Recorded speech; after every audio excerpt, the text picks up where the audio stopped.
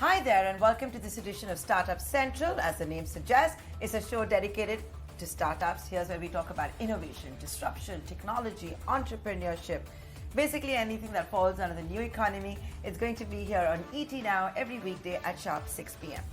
Like all the stakeholders of the community that we get on the show, the team that puts the show together, the Startup Central team, thrives on constructive criticism. So keep writing into us. Yes, we lap up on praises, but we really look for feedback on how to take the show to the next level. Our email address right on top, suc@etnow.tv.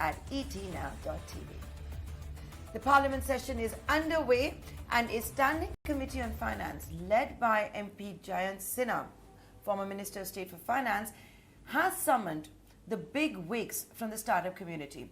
We're talking about companies from Paytm to Swiggy to Zomato to Flipkart. The list goes on and on. This committee is looking into competition and the new tech companies. Here's a detailed report by my colleague Prakash, Priyadarshi. Yes, a very crucial meeting of Parliament Standing Committee on Finance is underway inside the Parliament under the chairmanship of former Indian Minister Jayant Sinha. All the big tech companies have been invited in the meeting over the issue of, anti-competitive measures and unfair business practices that is being adopted by these companies. We have been informed that the top officials from the tech companies like Zomato, Flipkart, Swiggy, Ola, Oyo are present in the meeting. Apart from that, the representative from All India Gaming Association are also there in the meeting. The Parliament Standing Committee may examine, the business model that is being adopted by these companies and also seek clarification as to why, their business model are against the interest of these companies. The Standing Committee may also discuss the complaints that is being reported against these companies and will seek clarification over the remarks that has been made by the Competition Commission of India against these companies. The Standing Committee may also discuss the regulation under which these companies are being governed and will also discuss whether it is being followed by these companies or not. The Standing Committee may also issue a strict direction for these companies to follow. So let's take this conversation forward. It's a conversation that's going to end up impacting you, me, and all of us consumers of these technology apps and the services and goods that they offer. Joining me to talk about this is Akshay Nanda, partner for competition at Saraf Partners, as well as Meghna Bal, a fellow at Esya Centre. Welcome to ET Now and Startup Central. Akshay, I'll begin with you. We're talking about what kind of antitrust regulation, what kind of competition law, what kind of framework is needed to regulate, these giants now. These technology companies have become giants now. If you look at the entire name, from a Swiggy to a Zomato to a Flipkart, to Paytm, etc.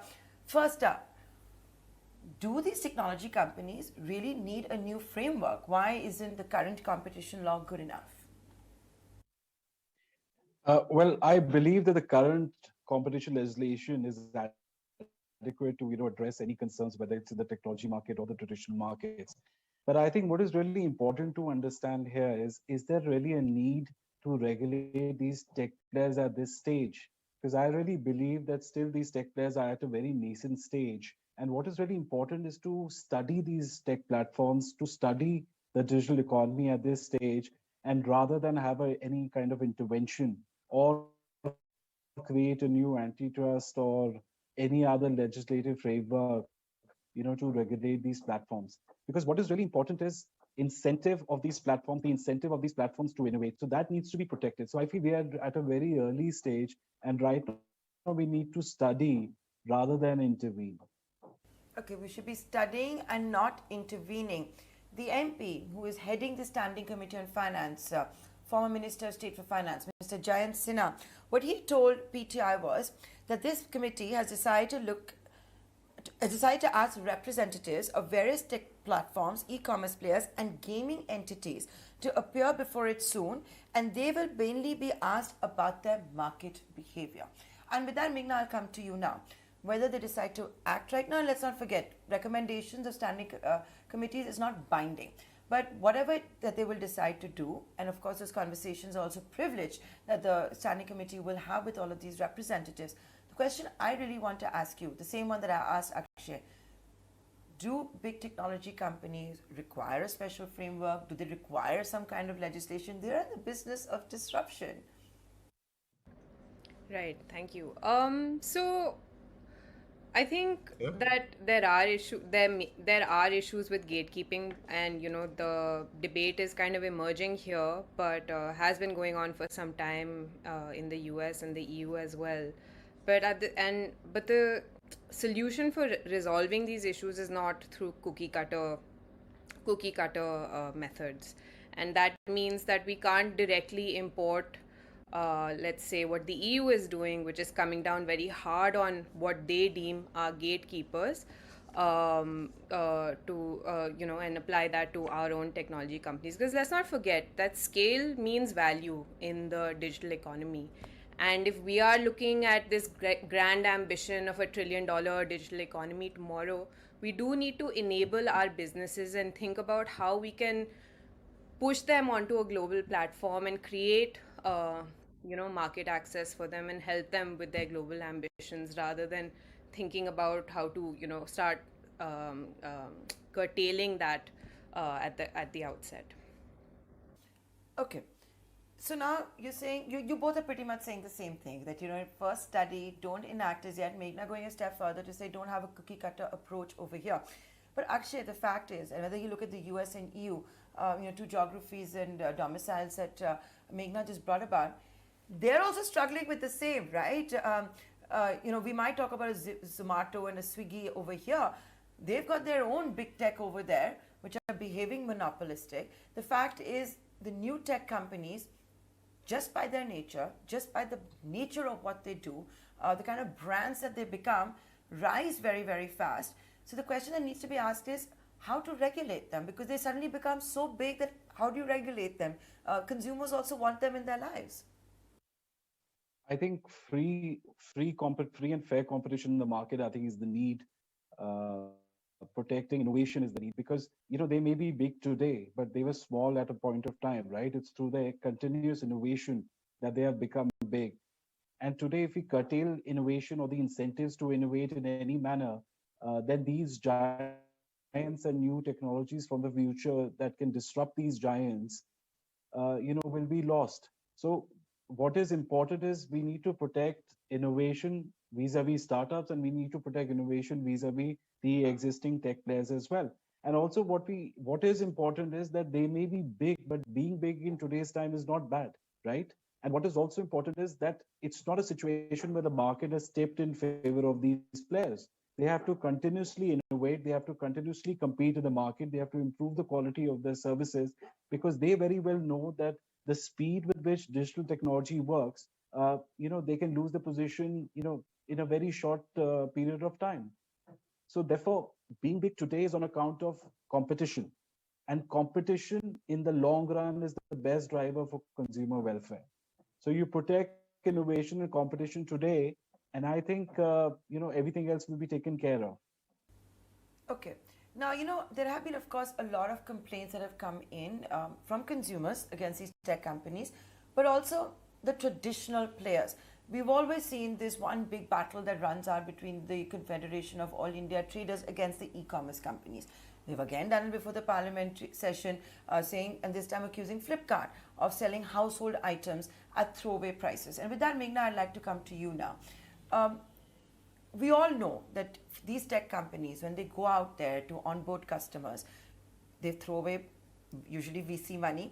A lot of it goes to Google and Facebook for advertisements, but it's also used for predatory pricing, alleged predatory pricing, or throwaway prices to gain market share. How can that specifically be looked at? You're right, and this actually brings to light the fact as to why we cannot come down with, at least not considered, ex ante or preemptive competition regulation. There are multiple dimensions to competition. As you said, there are legacy players versus their digital counterparts, but there are also, let's say, smaller startups versus the larger industrial concerns that are getting more heavily into tech. And finally, there are, even stakeholders in the value chain. So if you have sellers on Amazon filing cases against them, etc. Level playing field I would say that the best way to resolve the issue of level playing field is to consider what elements of legacy businesses can be deregulated, rather than imposing old rules on new businesses, because ultimately the loser is the consumer there. All the efficiencies of a new version of a business, let's say e-commerce, kind of get lost if you put old rules on top of them. Similarly, if you were to, let's say, put in telecom licensing in a communications OTT, as has also been suggested in the past, you will lose out on free messaging services, ease of communication, etc., etc., and a lot of business opportunities as well. And let's not forget that a lot of large platforms also offer very necessary succor to smaller businesses, be they digital or not. For instance, advertising on traditional forms of media are extremely expensive, prohibitively expensive for a small startup.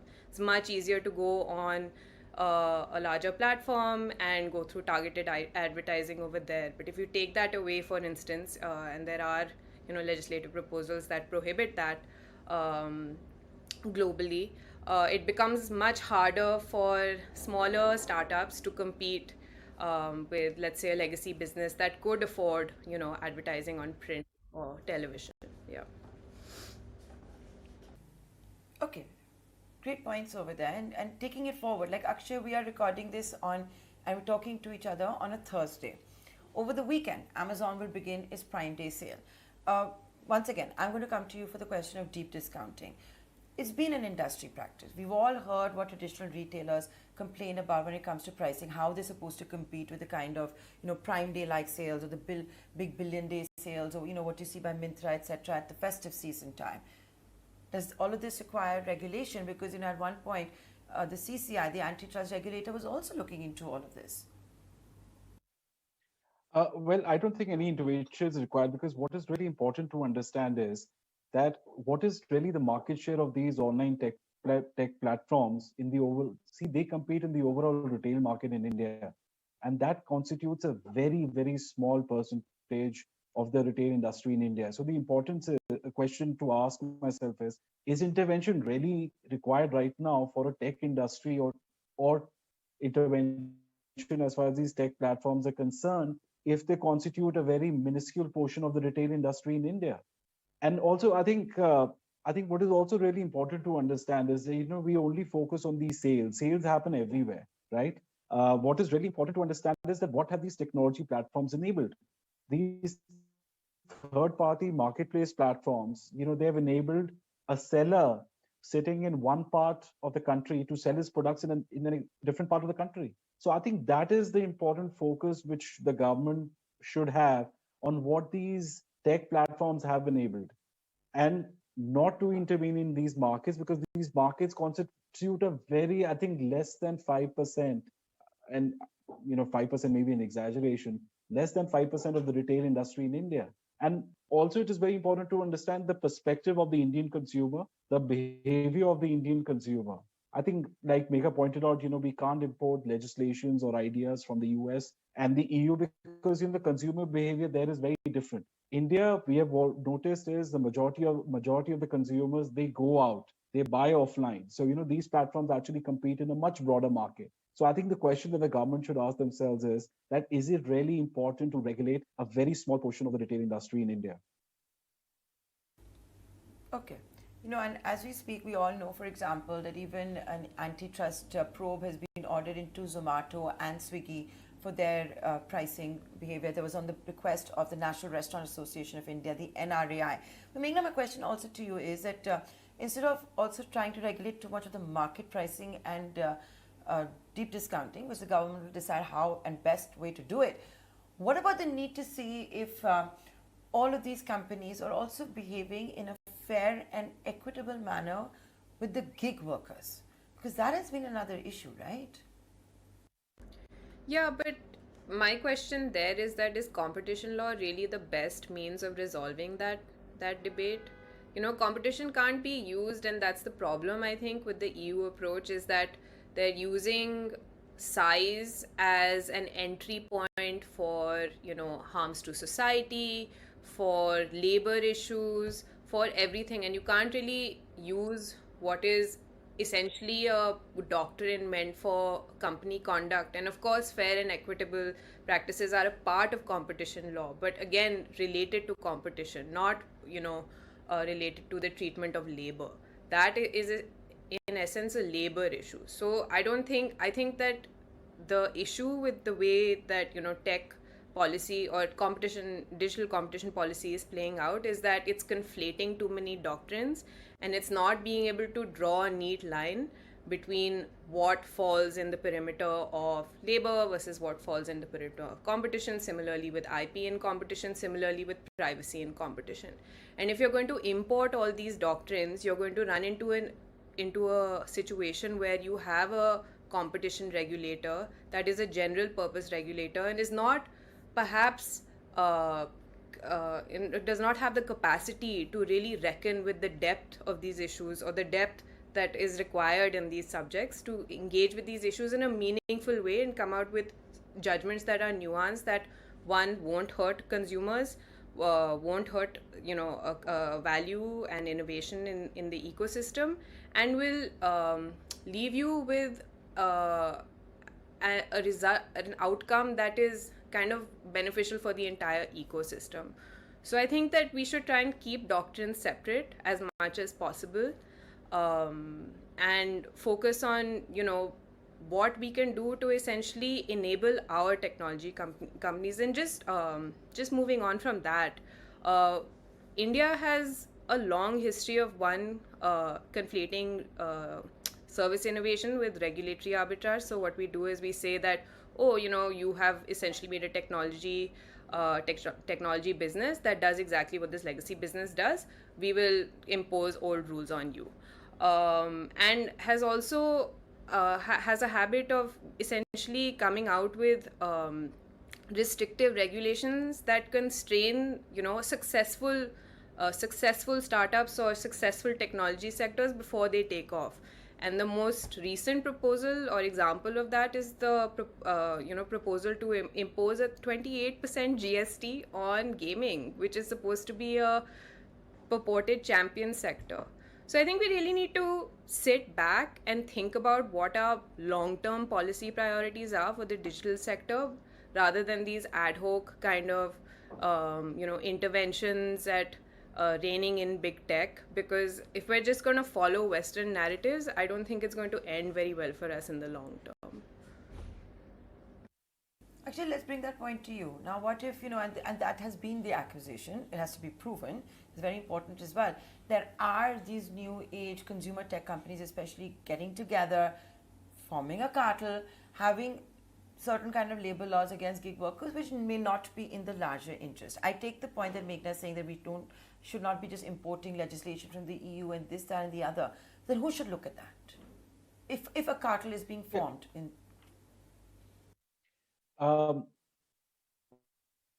I don't think these labor issues can be looked into under the competition laws.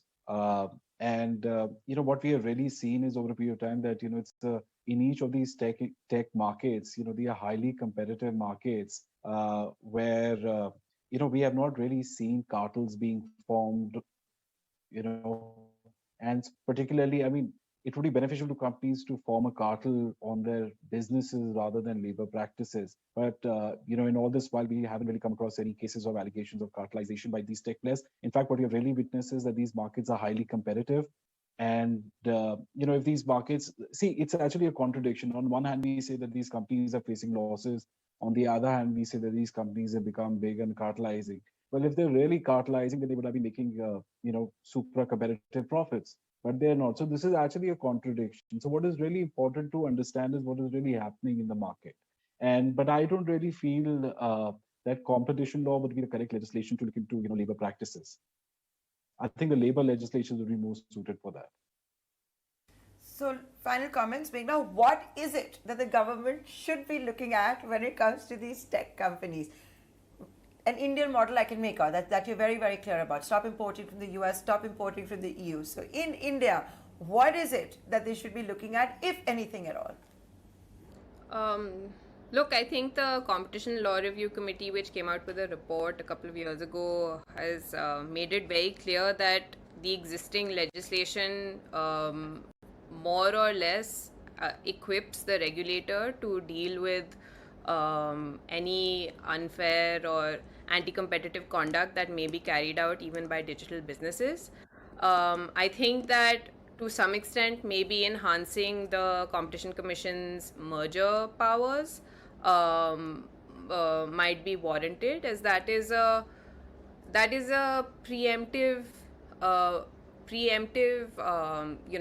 procedure that is not interfering or dictating what a business can and can't do. So essentially, I don't think that competition or any law in the digital sector should be telling companies what they can and can't do, because that's antithetical to innovation, and it's antithetical to the way the digital industry works. It's completely unpredictable. So what is in vogue today may be outdated tomorrow. So keeping all that in mind, I think those are the two things that can be done. Akshay, final comments. So I think at this stage, what is really important is for the government to understand and study the digital economy sector. This is not the time to regulate and innovate. There are certain differences when it comes to the tech sector. It is important to understand the dynamics of competition, the competitive constraints on these tech platforms, the pressure on these platforms to maintain both sides of a two-sided market, and uh, and I think what is really important in the long run is for the government to understand that uh, the purpose of competition laws is consumer welfare. It is important to protect consumer welfare by protecting competition, by protecting the incentive of these players to innovate. And the aim should not be to uh, protect inefficient competitors who may be driven out of the market on account of disruptive innovation. So the long driver for consumer welfare is innovation, and that needs to be protected by the government. Okay, so lots to think about. Let's see what it is that the government finally decides to do. Thanks a lot, Akshay, as well as Meghna, for joining us today.